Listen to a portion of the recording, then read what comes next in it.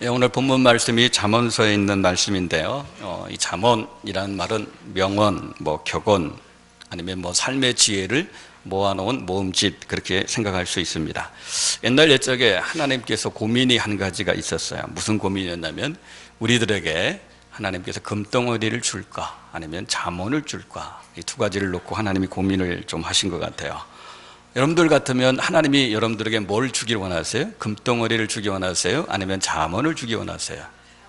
잠언이요. 예. 예. 저는 둘 다, 하나님 저에게 둘 다 줬으면 좋겠어요. 금덩어리도 주시고 잠언도. 근데 하나님께서 이 고민하다가 결국에는 금덩어리를 주지 않고 잠언을 우리에게 주셨어요. 그래서 성경에 금덩어리 놓고 잠언은 지금 기록되어 있는 겁니다. 그럼 왜 그러셨을까요? 왜 하나님께서 우리에게 금덩어리를 주지 않고 이 잠언 말씀을 주셨는가? 그 이유는 분명합니다. 이 잠언이 우리 인생에 있어서 훨씬 더 유익하기 때문에, 더 나은 우리의 인생을 만들기 위해서 금덩어리보다, 또 행복한 인생을 만들기 위해서 금덩어리보다 이 잠언이 더 귀중한 역할을 하기 때문에 하나님께서 저와 여러분들에게 이 잠언을 주신 겁니다.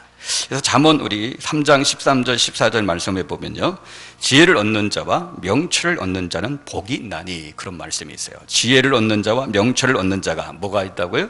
복이 있다, 그렇게 말씀하셔요. 왜 그러냐? 이는 하면서 지혜를 얻는 것이 뭐보다 낫대요?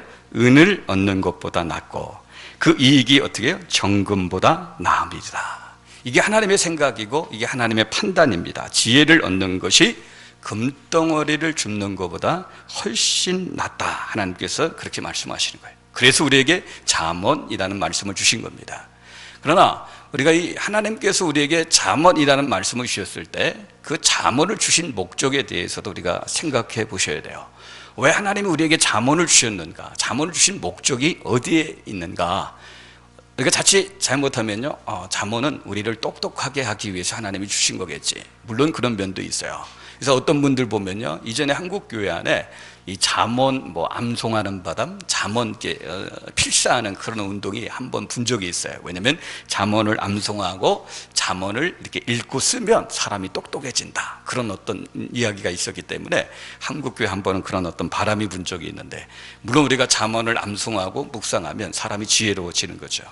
그러나 하나님께서 우리에게 잠언을 주신 것은 우리를 똑똑한 인간 만들기 위해서 잠언을 주신 게 아니라, 하나님이 우리에게 잠언을 주신 이유는 우리를 행복하게 살게 하기 위해서 우리에게 잠언을 주셨다라는 것을 우리가 잊지 않고 기억하셔야 되는 거예요. 그러니까 잠언은 저와 여러분들을 행복한 사람으로, 그리고 그 행복도 얄팍한 행복, 찰나적인 그런 행복이 아니라 좀 뭐라고 할까요? 바위처럼 이렇게 좀 듬직하고 묵직한 그런 행복을 우리에게 주시기 위해서 잠언 말씀을 저와 여러분들에게 주신 거예요. 오늘 특별히 가정의 달인데요, 이 가정의 달, 이 잠언에 나오는 원리들, 지혜들이 우리의 삶의 다방면에 적용할 수 있는데, 특별히 우리의 행복을 위해서 주신 말씀이 잠언이기 때문에 가정의 날, 우리의 가정의 행복을 위해서 하나님이 주신 원리들이 있단 말이에요. 그래서 가정의 달이기 때문에 가정과 연관해가지고 하나님께서 우리 가정을 행복한 가정으로, 우리 가정이란 울타리를 행복이란 울타리로 든든하게 세워가기 위해서 우리가 꼭 받아야 되고 실천해야 되고 연습해야 될 그 원리들이 무엇인지, 또 그 개념이 무엇인지를 말씀을 통해서 좀 확인해 보려고 합니다.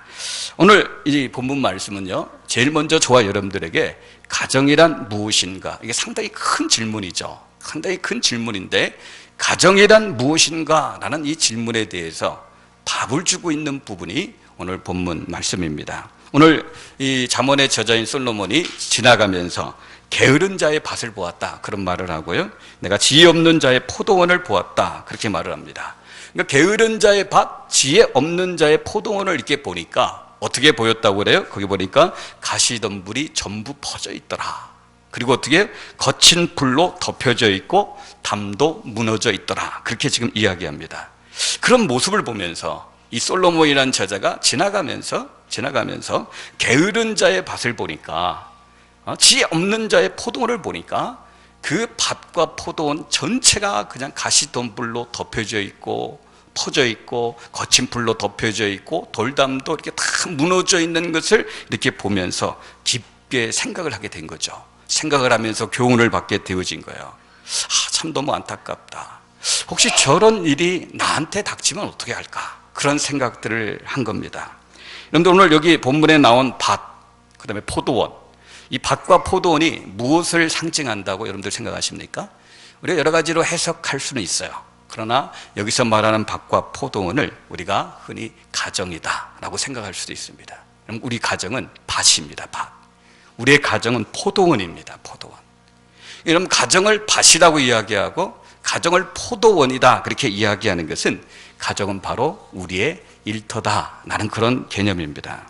그래서 여러분들 가정이란 무엇인가 라고 이렇게 이야기를 할 때 그 가정은 우리의 일터다 라는 그런 개념을 먼저 분명히 잡고 우리가 가정을 세워나가야 되는 거예요. 많은 분들이 착각하는 것 중에 한 가지가 뭐냐면 가정을 쉼터로만 생각합니다. 특별히 남자분들은 그렇죠. 하루 종일 직장 생활에서 피곤하게 일을 하고 나서 가정은 어떻게 해요? 들어와서 두 다리 쭉 뻗고 편히 쉴 수 있는 그런 어떤 쉼터로만으로 이 남자들은 이 가정을 생각하는 그런 경우가 있는데, 물론 가정이 쉼터의 역할도 하지만 그러나 가정이 쉼터다 그럼 100% 맞는 말이 아닙니다. 50%밖에 맞는 말이 아니에요. 그럼 오히려 그 가정이요 나만의 쉼터가 아니라 모든 가족의 쉼터가 되려면요 그 가정은 일터라는 그 개념이 우리에게 먼저 있어야 되는 거예요. 나만의 쉼터가 아니라 모든 사람의 쉼터, 부모의 쉼터, 자녀의 쉼터, 아내의 쉼터, 남편의 쉼터가 되려고 하면 가정은 일터다라는 그런 개념이 있어야 돼요. 쉬기 위해서 들어가는 그 가정은요 쉼터가 없습니다. 그러나 일하기 위해서 들어가는 그 가정에는 쉼터가 마련되어지는 거예요. 저는 수요일 날 제가 이제 출애굽기 34장을 설교하면서 평범한 어떤 아버지에 대한 예를 잠깐 소개했는데, 오늘도 이 부분과 연관이 되기 때문에 다시 한번 말씀드립니다. 어떤 평범한 아버지가 있습니다. 아내하고 또 아들하고 딸 이렇게 두 남매와 함께 이제 살아가는 정말 평범한 그런 가정인데요. 근데 이 아버지는요 아내로부터도 신뢰를 받고 자녀들로부터 무한한 존경과 신뢰를 받는 그런 아버지예요. 근데 뭐 특출난 것이 있는 분이 아닙니다. 뭐 인류대학 나오시는 것도 아니고 좋은 직장에 다니는 분도 아니에요. 직위도 뭐 높으신 그런 분도 아니에요. 말 그래도 정말 평범합니다. 소시민이에요. 소시민이고 정말 평범한 그런 분인데 가족들로부터 무한한 신뢰를 받아요. 가족들로부터 무한한 존경을 받고 살아가는 그런 분이에요. 근데 이분의 특징이 뭐냐면 직장에서 일을 다 끝나고 퇴근했는데도 불구하고 거의 그냥 집으로 바로 들어가지 않고 꼭 주차장에 차를 좀 이렇게 주차해 놓고 그 차 안에서 한 10분, 짧게는 한 10분, 좀 길게는 한 30분 이렇게 쉬고 또 때로는 거기서 좀 잠을 좀 이렇게 주무시고 그리고 나서 이제 가정에 이렇게 들어가시는 그런 분이에요. 왜 그러느냐? 왜 이게 바로 집을 코앞에 남겨두고 왜 주차장에 주차해 놓고 바로 집에 들어가서 편히 쉬면 되는데 왜 바로 집에 들어가지 않고 굳이 주차장에서 그 차 안에서 그 불편한 그런 어떤 자세로 쭈그리고 앉아가지고 그냥 뭐 10분, 뭐 20분, 30분 이렇게 잠을 자고 쉬고 들어가는 그 이유가 어디에 있느냐? 이분은 이 가정에 대해서 생각하고 있는 생각이 바로 오늘 본문에서 주는 그런 생각을 하고 있네요. 가정은 쉼터가 아니라 내가 일해야 되는 일터다. 그런 생각을 갖고 있는 거예요. 이 가정은 너무나 소중한 일터이기 때문에 나에게 있어서 이 가정이라는 것은 너무나 소중한 일터이기 때문에 내가 이렇게 피곤해 지친 모습으로 피곤해 완전히 쪄들어 있는 이런 모습으로 얼굴에 그런 표정을 갖고 내 소중한 일터인 가정에 내가 그냥 들어갈 수 없다. 좀 쉰 다음에 좀 주무시고 좀 쉰 다음에 얼굴도 어떻게 맑은 정신과 활기찬 생기 있는 그런 모습으로 내가 가정에 들어가야 되겠다. 그런 생각을 갖고 있는 거예요. 그래서 특별히 정말 일이 많은 그날에는요, 뭐 여기저기 돌아다니고 일을 정말 많이 한다는 특별히 더 신경을 써서 도울에 쉬고 때로는 산책도 이렇게 해가지고 자기 원기 회복을 다 한 다음에 가정에 가장 밝은 모습으로 활기찬 모습으로 들어가는 거예요. 왜냐하면 거기 들어가서 뭐 해야 되기 때문에 내 소중한 일터인 가정에 들어가서 일을 해야 되기 때문에 그런 모습으로 들어가는 겁니다. 여러분 참 이게 저도 이 이야기 들을 때 참 감동을 했어요. 참 이 목사보다도 참 너무 좋은 그런 어떤 정신을 갖고 가정을 돌보는 분이구나. 여러분들은 어떻습니까? 이분의 이야기를 들으면 감동이 되지 않습니까? 여러분들 어떤 면에 있어서 가정의 일이 설거지를 도와주고 청소해주고 그런 걸로 우리가 생각을 할 수 있는데, 엄밀히 말하면 그건 어떻게 보면 가정의 일이라기보다도 가사일이죠. 그냥 가사일을 도와주는 거죠. 정말 가정의 일을 도와준다는 게 뭡니까? 정말 남편이 아무리 피곤하고 힘들고 지친 그런 하루의 삶을 살았다 할지라도 자기 집안에 딱 들어갈 때는 정말 가장 환한 모습으로, 정말 하루 종일 내가 아내를 보고 싶어 했고 자녀들을 보고 싶어 했다는 그런 환한 모습으로 들어가면서 아내에게 인사하는 거. 아내도 마찬가지죠. 내가 오늘 하루 종일 내가 당신을 기다렸습니다. 그런 어떤 마음을 갖고 그 남편을 이렇게 바라보고 남편을 이렇게 맞아주는 거, 그죠? 들어왔는데도, 그죠? 꽂아놓은 보릿자루 이렇게 쳐다보는 것처럼 막 땡뚱맞게 이렇게 쳐다보는 게 아니라 정말 그 얼굴 표정에서 내가 오늘 하루 종일 당신을 생각했고 하루 종일 내가 당신을 그리워했고 당신을 기다렸습니다. 그런 표정으로 이 남편을 이렇게 맞아주는 거. 남편이 들어가서 아이들이 나왔을 때, 그죠? 아이들과 스킨십을 하고 힘있게 정말 아이들을 이렇게 한번 안아주고 아이들의 숙제도 같이 한번 해주고 아이들의 손을 잡고 저녁 시간에 한번 나가서 산책하는 그런 것들, 그런 것들이죠. 그런 것들이 이제 가정의 일을 해주는 거죠. 그 소중한 가정에서 그 소중한 가정을 위한 일을 할 때 피곤하고 지친 상태로 어떻게 그런 일들을 할 수 있겠습니까? 그러니까 이분은 어떻게 해요? 이 가정은 나의 소중한 일터이기 때문에 내가 이 가정에 들어가서 일을 잘하기 위해서 그렇게 차 안에서 쭈그리고 앉아서 잠도 이렇게 주무시고 또 쉼도 쉬고 그리고 나서 가정에 들어가는 겁니다. 정말 바라기는 우리 서울 삼덕교회 안에도 이 차 안에서 쭈그리고 자는 아버지들이 많아지기를 주님의 이름으로 축복합니다. 거의 아버지들 아멘 안 해요. 남의 나라 이야기죠. 정말 우리 아버지들도 이런 정신 갖고 가정에 들어갔으면 좋겠어요. 이처럼 가정은 일터입니다. 근데 일터인데 어떤 일터라고 했어요? 포도원이다 그러죠. 포도원. 다른 말로 하면 이게 무슨 말입니까? 포도원이라는 것은 꽃밭이라는 거예요. 그럼 가정은 일터인데 어떤 일터라고요? 포도원, 꽃밭이라는 거예요. 그럼 꽃밭의 특징이 뭡니까? 꽃밭의 특징이 뭐예요? 돌봐주지 않으면 금방 망가지는 겁니다. 아무리 예쁜 꽃밭이 있다 할지라도요, 아무리 아름다운 꽃들이 있는 정원이 있다 할지라도, 그죠? 거기에 꽃들이 만발한다 할지라도 돌봐주지 않으면 금세 망가지는 거예요. 오늘 31절 표현에, 31절에 나오는 표현과 똑같아요. 가시덤불이 다 퍼져 있고, 거친 풀들로 다 덮여 있고, 돌담마다 다 무너져 있는, 그렇게 되어지는 거예요. 이 가정이라는 게 돌봐주지 않으니까 이런 걸로 금방 망가지는데, 자기는 그렇게 생각해요. 누군가 밤에 와가지고 이 포도원, 이 꽃밭을 다 이렇게 뭉갰나? 다 짓밟았나? 그렇게 생각을 합니다. 그런데 어느 누구도 밤에 가서 그 꽃밭을 밟아 뭉갠 사람은 한 사람도 없습니다. 그렇게 만든 장본이 누굽니까? 바로 자기 자신이에요. 그런데 그런 말을 하면 인정을 하지 않아요. 내가 그렇게 하지 않았다고 그래요. 난 손가락 하나도 까딱하지 않았다고 그래요. 난 아무것도 안 했다고 그래요. 근데 바로 그거예요. 아무것도 안 한 거. 이 가정이라는 꽃밭을 두고 손가락 하나 까딱하지 않은 거, 아무것도 안 한 거, 바로 그거예요. 그게 바로 범인인 거예요.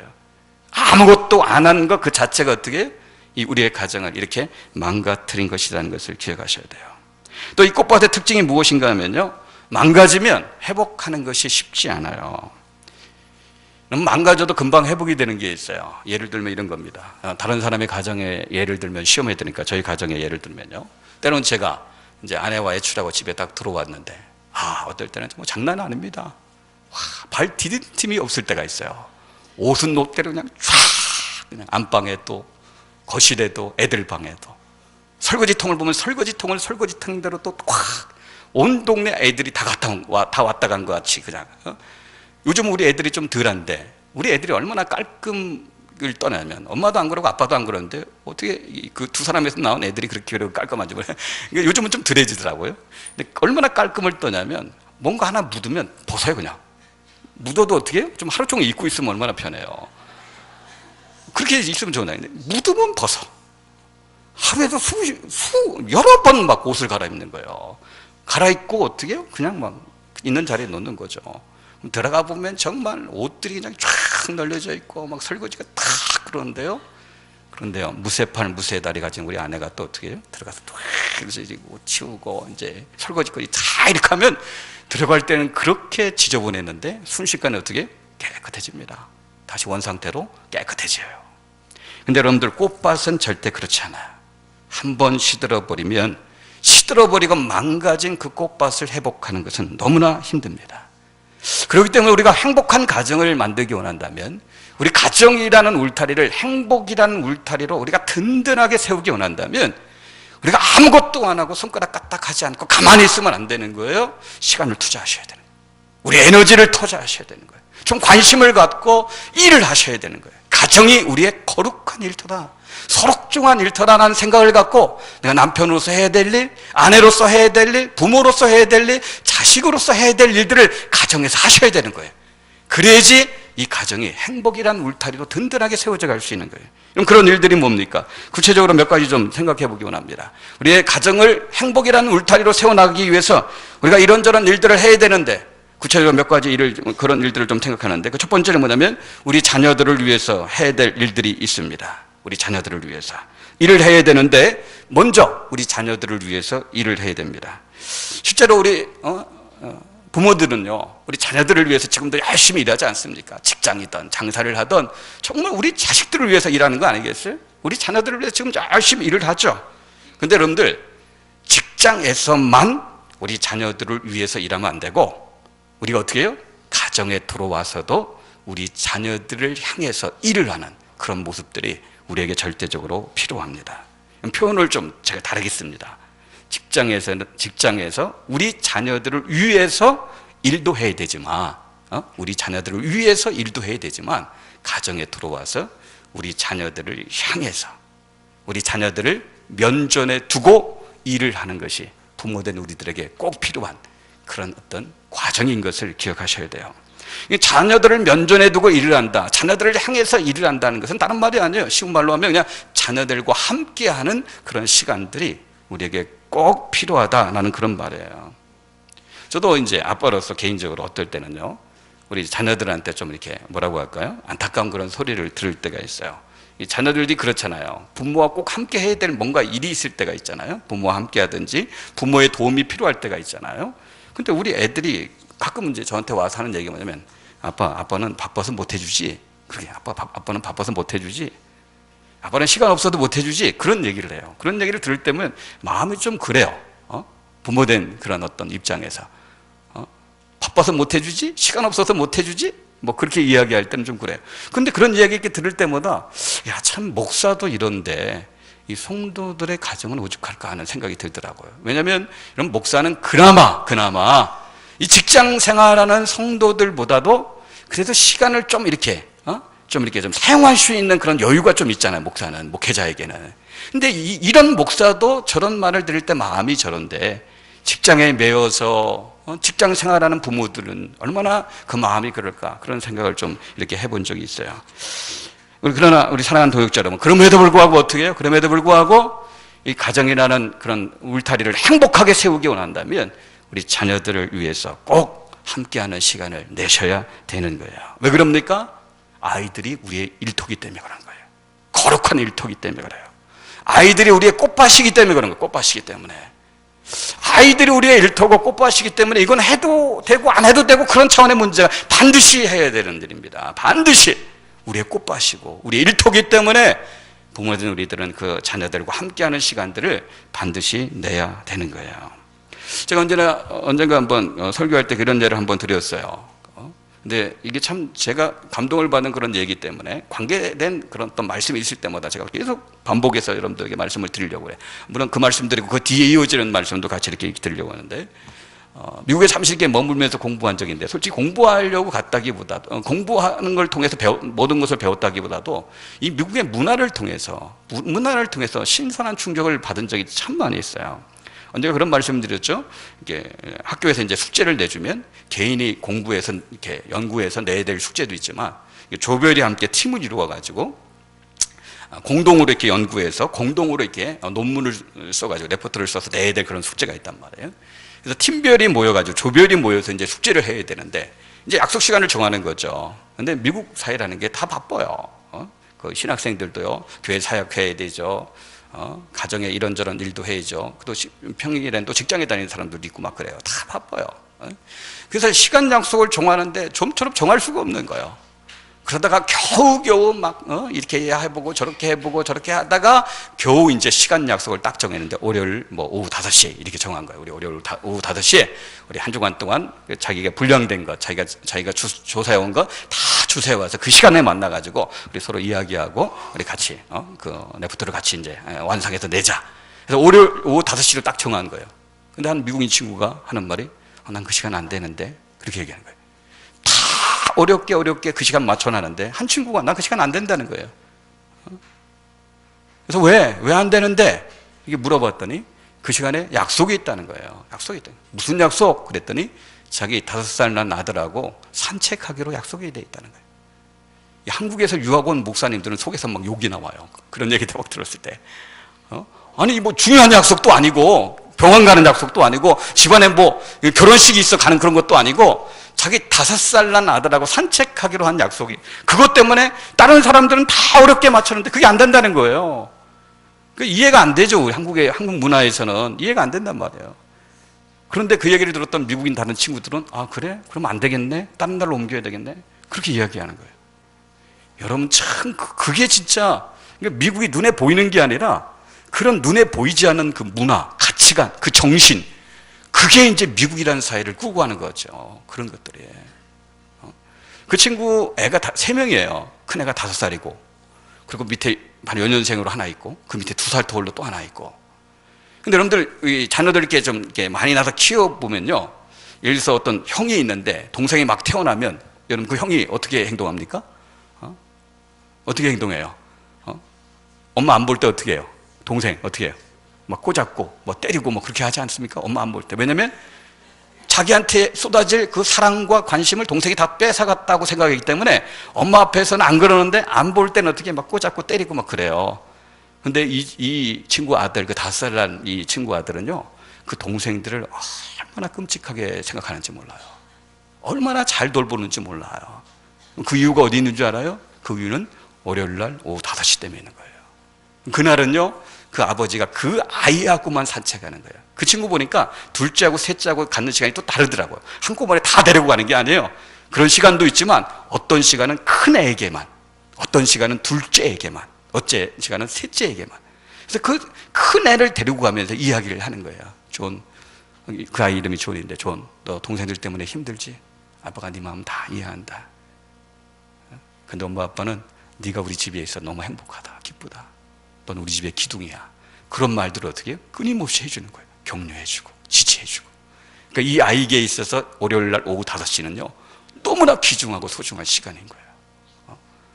그걸 나중에 알고 보니까 야, 진짜 중요한 약속이구나. 정말 다른 곳에 양보할 수 없는 그런 약속이구나. 그런 생각을 좀 이렇게 해본 적이 있어요. 여러분, 우리가 이 미국 영화를 이렇게 보다 보면 미국의 가정들이 다 이렇게 콩가루 가정처럼 보이는 그런 어떤 것을 우리가 느낄 때가 있는데, 이런 미국의 대부분의 가정은요 절대 콩가루 가정 아닙니다. 이런 정신에 의해서 유지되는 그런 가정들이 너무 많이 있어요. 그럼 정말 축복합니다. 여러분들도 아이들과 함께하는 시간을 꼭 가지시기 바랍니다. 특별히 여러분 사춘기에 있는 자녀들, 중학교 2학년, 3학년, 요즘 무섭습니다. 중학교 2학년, 3학년들 얼마나 무서운지 몰라요. 그런 말이 있어요. 중학교 2학년, 3학년 애들은 지구애가 아니다. 딴 나라에서 온 애들이래요. 얼마나 유별난지 몰라요. 얼마나 유별난지 몰라요. 그런 아이일수록 특별하게 시간을 내서 같이 가져주셔야 되는 거예요. 물론 산책만 하면 안 됩니다. 때로는 엄하게 해초리를 드려야 될 때도 있어요. 그럼 성경은 이 부분에서 아주 단호합니다. 잠언 23장 13절에 보면요, 아이를 훈계하지 아니하려고 하지 말라. 채찍으로 그를 때릴지라도 그가 죽지 아니하리라. 아주 센 표현이죠. 채찍으로 그를 패도 그 아이를 때려도 죽지 않으니까 팰 때는 어떻게? 확실하게 패라. 그 얘기예요. 죽지 않을 만큼 패라는 거예요. 이게 성경에서 아주 이제 세게 이렇게 나오고 있어요. 물론 여러분들 부모님이 잘 판단하셔야 돼요. 내가 지금 아이와 산책할 시간인지, 아이를 격려하고 지지할 시간인지, 아니면 정말 해초리를 딱 들어가지고 아주 모질게 그 아이를 때려야 될 때인지는 부모님이 잘 판단하셔야 돼요. 저는 어떤 분은요, 그 아이를 이제 정말 해초리를 들어야 될 때 오면요, 해초를 딱 드는데요. 정말 피멍이 돌도록 때리는데 딱 한 대를 때린대요. 한 대. 한 대 때려서 될까? 전 그렇게 생각해요. 저는 한 대는 아니에요. 저는 한 3대에서 적어도 한 5대. 고집 피우면 10대까지. 근데 그 친구는 그래요. 딱 한 대. 그것도요, 정말 있는 힘을 다해서 애가 진짜 완전히 정신이 번쩍 들 정도로, 피멍이 들 정도로, 그 종아리에 그냥 그 자국이 쫙 남을 정도로, 그렇게 자기가 해초를 그냥 딱 든다 그런 적이. 근데 저거는 한 3대에서 5대까지는 정말 이거는 진짜 애가 정신 바짝 차리도록 해초리를 들어야 할 때는 반드시 들어야 되는 거예요. 하여튼 자녀들을 위해서 그래요. 자녀들을 향해서 무엇을 하는지 간에 여러분들 월요일 오후 5시, 그게 꼭 월요일 오후 5시가 아니더라도 자녀들과 함께하는 그런 시간을 우리가 꼭 가지셔야 된다. 두 번째로요, 자녀들을 향해서도 일할 뿐만 아니라 두 번째는요, 부부를 위해서도 함께 해야 될 일이 있어요. 행복한 가정을 원한다면 남편을 위해서, 아내를 위해서 또 시간을 투자해야 됩니다. 그럼 자녀들만 꽃밭이 아니에요. 남편도 꽃밭이에요. 그럼 아내도 꽃밭입니다. 그렇기 때문에 서로 돌보지 않는다면 이 남편이라는 꽃밭과 아내라는 꽃밭도 금방 시들고 금방 망가져요. 부부가 서로 해줘야 될 일들이 많이 있지만 그 중에 한 가지가 뭐냐면 표현하는 거죠. 표현하는 거. 그죠? 사랑한다고 표현하고, 감사하다고 표현하고, 고맙다고 표현하고, 미안하다고 표현하고, 용서해달라고 표현하는 거. 그리고 여러분들 저도 그렇고 이 연애 결혼한 분들의 이야기를 이렇게 들어보면요, 연애 시절에 참 좋았던 게 언제냐 그렇게 물어보면요, 많은 분들이 남편으로부터 연애 편지를 받았을 때, 그죠? 아내로부터 연애 편지를 받았을 때.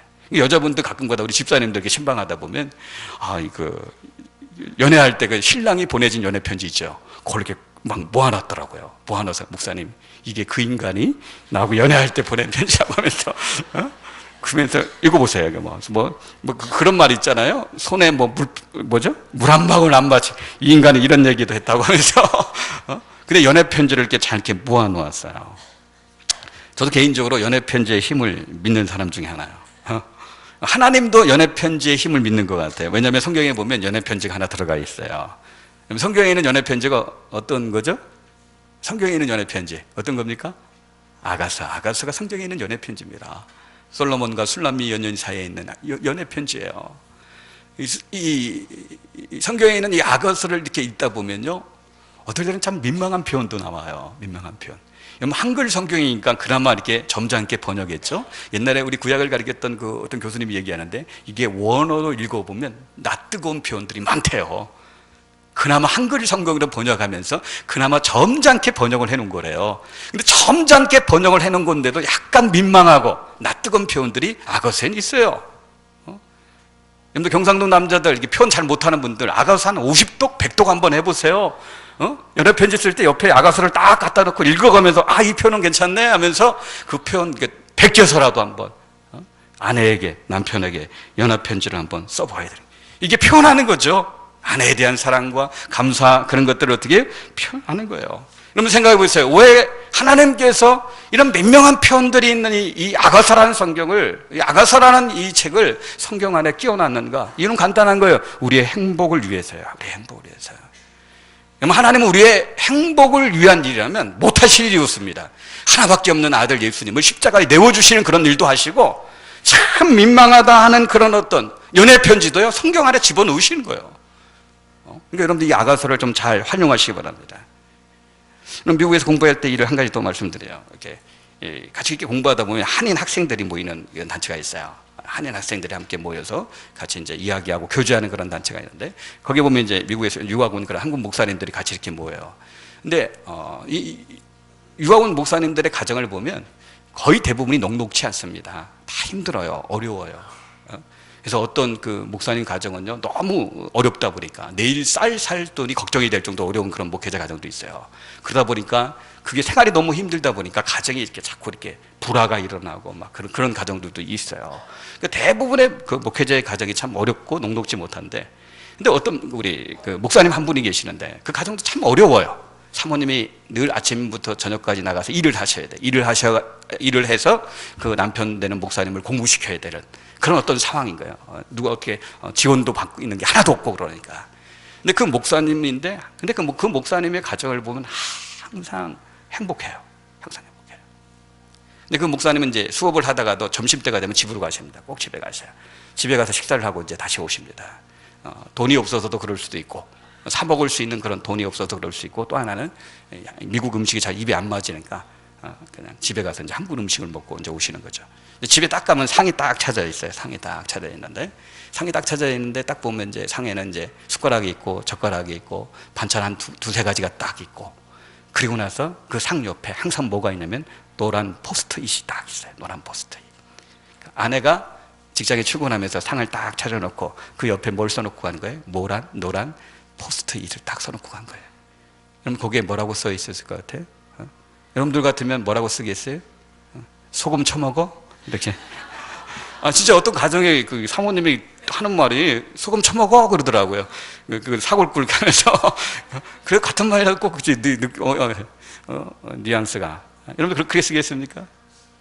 근데 그 사모님이 그 노란 포스터에 뭐라고 쓰냐면, 여보, 맛있게 드시고 오늘도 힘내세요. 그렇게 딱 써놓은 거예요. 시장이 반찬이다 그러는데 시장이 반찬이 아니라 노란 포스트잇이 반찬이에요. 여러분들 그걸 읽고 나서 얼마나 밥을 맛있게 먹겠습니까? 그러니까 그 목사님도 전라도 분인데 표현을 잘 하셔요. 이게 밥을 딱 먹고 그 목사님도 이제 학교로 공부하러 가면서 이제 점심 먹고 저녁 깨까지 공부하니까, 퇴근해도 아내가 이제 얼굴을 잘 못 보니까 저녁 깨까지 공부하니까, 그 당시 이제 미국 그 전화기에는 항상 앤서니 머신 같은 게 있어요. 녹음을 시켜놓는. 거기다 딱 녹음을 이렇게 딱 시켜놓고 이제 오셔요. 여보, 오늘 밥 최고로 맛있었어. I love you. 이렇게 다. 근데 그 목사님 가정이요, 녹록치 않는 환경인데, 참 힘든 환경인데도 그 한국 유학생들 부부들 가운데 가장 행복하더라고요. 그래서 정말 그 목사님 가정은 행복하게 유학생활을 다 마치고 지금 과천에서 아주 또 목회를 아주 잘하고 있는 그런 이야기를 이제 들었죠. 사랑하는 동역자 여러분, 여러분들의 가정에서도 한번 시도해 보시기 바랍니다. 주의 말씀인데 전혀 반응이 없네요. 아무도. 가정에서 한번 노란 포스트잇 한번 해라는데 뭐 아무도. 제가 당하게 됩니다. 여러분들이 여러분들 이게 사랑하는 사람을 위해서 땀 흘려 일하는 그 땀 한 방울도 소중하지만요, 안 되는 그 연합편지 쓰기 위해서 흘리는 땀 한 방울도 소중한 땀입니다. 그죠? 사랑을 표현하고 감사를 표현하고, 그죠? 우리의 감정을, 고마움을 표현하고 인정과 지지를 표현하는데, 그렇게 한번 애를 쓰면서 흘리는 땀 한 방울도 너무나 귀중한 땀입니다. 연애편지뿐만 아니라 자주 이제 사랑의 표현과 감사의 표현, 존경과 인정과 격려와 지지의 표현들을 잘 하시는 그런 부부들이 되시기 바랍니다. 물론 저부터 이 부분에 대해서 뭐 뒷감당 못하는 부분들이 많으니까 여기서 일단 끝나고요. 하나 더 본다면 여러분들, 우리가 가정을 정말 행복한 울타리로 만들기 원한다면 부모님들을 위해서도 일할 줄 알아야 돼요. 지난주가 어버이주일이었는데 어버이주일이라는 말씀을 전했죠. 시댁계명 가운데 내 부모를 공경하라는 계명이 거기 들어가 있어요. 그런데 왜 하나님께서 정말 613가지의 그런 율법을 축약해서 10가지 계명으로 딱 요약했는데, 그 10가지 계명 안에 내 부모를 공경하라 라는 계명을 집어넣었을까요? 그 당시에 많은 사람들, 젊은이들이 부모 공경을 못하기 때문에 하나님께서 그거 아시고 내 부모를 공경하라, 이 계명을 거기에 넣었을까요? 그런 이유도 없지 않아 있을지도 몰라요. 그러나 하나님께서 그 계명을 주신 목적은 뭐를 위해서요? 우리의 행복을 위해서 주신 거예요. 우리 가정이라는 울타리를 정말 행복한 울타리로 든든하게 세우기 위해서 내 부모를 공경하라 라는 계명을 우리에게 주신 거예요. 우리가 살아봐서 알겠지만요, 부모님 공경하지 않으면 하늘의 복도 그렇고요, 하나님께 주시는 그런 행복과 평안을 절대 맛볼 수도 없고 누릴 수도 없습니다. 그래서 하나님께서는 우리의 참된 행복을 위해서, 참된 평안을 위해서 내 부모를 공경하라, 그렇게 말씀하시는 거예요. 부모 공경에 대한 계명을 주실 때는요, 여러분들 이 구약 특별히 읽어보세요. 잠언이나 앞에 율법서 같은 데 읽어보면, 모세오경 같은 데 읽어보면 부모 공경에 대한 계명을 줄 때는 꼭 살벌하고 좀 험한 말씀하고 같이 연관해서 주는 경우가 참 많이 있어요. 잠언 30장 17절 말씀 보면요, 아벨을 조롱하며 어미 순종하기를 싫어하는 자의 눈은 골짜기에 까마귀에게 쫄리고 독수리 새끼에게 먹이리라. 굉장히 험하죠. 아주 살벌하지 않습니까? 성경에서 이 정도로 이 살벌한 말씀 그렇게 흔치 않습니다. 근데 왜 하나님께서 부모 공경에 대한 말씀을 주실 때 이렇게 살벌하게 험하게 말씀을 주십니까? 이것이 안 되면요 절대 행복할 수 없으니까요. 이 부모 공경이 안 되면 절대 평안을 누릴 수 없고 하나님으로부터 절대 좋은 것을 받아 못 누리니까 그만큼 소중하고 중요한 계명이니까 이 계명을 주실 때는 항상 살벌하게 아주 격한 그런 표현을 하면서도 하나님께서 이 계명을 우리들에게 지금 주시는 겁니다. 그렇기 때문에 정말 우리가 가정을 행복한 그런 어떤 울타리를 세우는 그런 가정으로 만들기 위해서 피해갈 수 없는 것이 내 부모를 공경하라. 이게 계명입니다. 물론 저와 여러분들도 우리 부모님을 공경해야 되지만 우리 자식들도 여러분들 행복하게 살기 원한다면, 여러분들의 자녀들도 행복하게 살기 원한다면 자식들에게도 부모 공경을 여러분들 가르치셔야 돼요. 말로만 가르치면 안 됐습니다. 직접 행동으로 옮기셔야 돼요. 행동을 보이면서 그 행동을 보고 자식들도 부모를 공경할 수 있도록 만들어줘야 되는 거예요. 어떤 집사님은 그래요. 월급 타면요, 평상시 가정 예배를 드리지만 월급 타면 토요일 날 꼭 모입니다. 꼭 모여가지고 주일을 준비해서 같이 이제 하나님하고 예배 드리는데 그 월급을 그 앞에 딱 내놓습니다. 그래서 이야기합니다. 하나님께서 아빠한테 건강을 주시고 이렇게 직장을 주셔가지고 열심히 눈물로 일해가지고 받은 월급이다 하면서 그 월급의 액수를 애들한테 얘기합니다. 그리고 그 안에서 헌금을 드려요. 11조와 뭐 감사와 성경공부, 주일공부다 기타를 한금을 먼저 다 떼어놓습니다. 그리고 나서 또 하는 경우는 할아버지한테 드릴 용돈, 할머니한테 드릴 용돈, 그걸 꼭 띄어놔. 그 생활비를 띄어놓고, 그리고 이제 자기 자식들 용돈도 이렇게 다 띄어놓고. 자식들이 어릴 때부터 가정예배 드리면서 늘 보는 게 매달 한 번씩 그걸 보는 거야.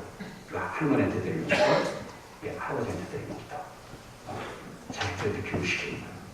항상 그런 식으로 부모님을 공경하는. 여러분도 그렇다고 해서요. 부모 공경을 항상 이렇게 거창하게만 생각하면 안 돼요. 뭐 꼭 경제적으로, 경제적으로 매달 뭐 이렇게 상당한 그런 용돈을 좀 드려야 되고, 뭐 사실 철마다 뭐 부모님을 이렇게 여행도 보내드려야 되고, 또 철마다 뭐 옷도 사드려야 되고, 여유가 있다면 그렇게 하십시오. 그렇게 하는 게 좋아요. 여유가 있는 분들은 그렇게 하시는 것이 참 좋습니다. 여유가 있는데도 안 하는 분들은 좀 문제가 있어요. 근데 여유가 되시는 분들은 그렇게 하시는 것이 좋아요. 그러나 여러분들 그렇게까지 못한다 할지라도 우리가 부모를 공경하는 데 있어서 돈이 들지 않고도 부모님을 공경할 수 있는 방법들이 많이 있습니다. 예를 들면 그런 거예요. 저도 이렇게 저희 어머니하고 저희 아버님이 이제 소천에서 안 계시는데 지금 가끔가다 저희 이렇게 아버님을 생각하고 저희 어머니를 생각할 때마다 이렇게 막 후회되고 하시는 것이 있어요. 그게 뭐냐면 그런 것들이에요. 참 우리 그 어머니가 예를 들어서 우리 어머니가 참 애기처럼 막 좋아하실 때가 있었어요. 그 얘기를 여러분들이 말씀드리고 애기처럼 막 좋아할 때가 있을 때 그때 아들 된 내가 같이 옆에서 나도 애기처럼 막 같이 기뻐했어야 되는데 그걸 제가 못합니다. 어떨 때는 막 노를 이렇게 막 가라실 때도 있죠. 당신 생각에 맞지 않아가지고 아무개에 대해서 이야기하면서 막 노를 받았는데 그때 뭐 내가 시시비를 가려주는 게 아니라 그때 어머니의 마음을 좀 이해해서 같이 이렇게 막 어이구 그 인간 안 됐다고 하면서 뭐 같이 화를 내주고 막 그랬어야 되는데 그걸 이렇게 못하는 그런 것들이잖아요. 그러니까 부모 공경이라는 게 어떻게 보면요. 부모님이 기뻐할 때 같이 막 옆에서 기뻐해주고 부모님이 이렇게 슬퍼할 때 같이 옆에서 막 이렇게 슬퍼해주고 부모님이 막 화가 막 나가지고 예를 들면 뭐 며느리 때문에 막 화가 났다 그러면 막 자기 아내 막 감싸지 말고 그때 아내가 없을 테니까 어때요? 같이 그냥 거기서 막 같이 어이 그러냐고 하면서 이렇게 막 화도 한번 같이 이렇게 내주고 그런 거죠. 그러면 부모 공경이라는 게. 저 아는 후배는 그래요. 제가 40살이 딱 되었을 때 40살이 되던 그 생일 때 처음으로 자기 아버지와 어머니한테 전화를 걸어가지고 자기 생일 때 40살이 되는 생일 때 처음으로 자기 아버지하고 어머니한테 전화를 이전에 그런 생각이 있었지만 쑥스러워서 그걸 못했는데 40살이 되는 그 생일 때 자기 아버지하고 어머니한테 전화해가지고 아버지 어머니 감사합니다. 저렇게 낳아주시고 건강하게 이렇게 잘 키워주셔서 감사합니다. 그 얘기를 해요.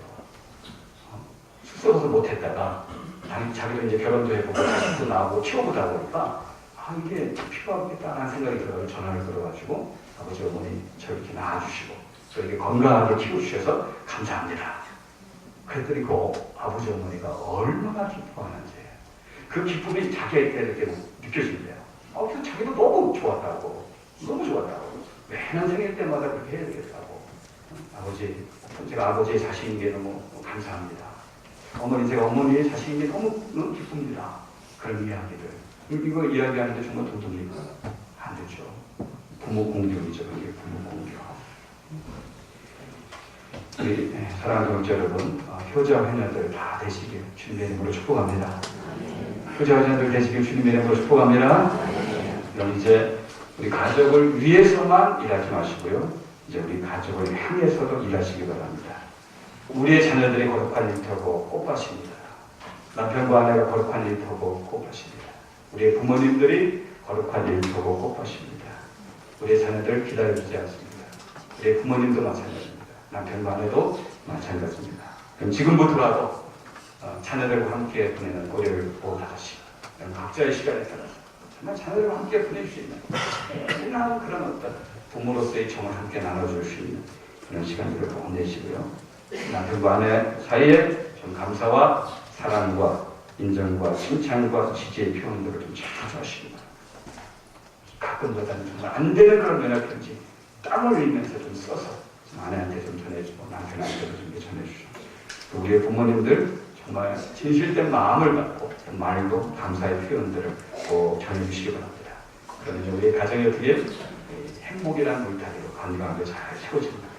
그럴 때 밖에서 어떤 풍파가 온다 할지라도 우리 가정은 무너지지 않고 오히려 더 견고하게 세워져 행복한 가정이 될 것입니다. 이 가정의 축복이 저와 여러분들의 가정 가운데 있기를 주의 이름으로 축복합니다. 기도하겠습니다. 살아계신 하나님, 우리의 가정이 거룩한 일이 터고 꽃밭인 것을 늘 기억하게 하나님 도와주옵소서.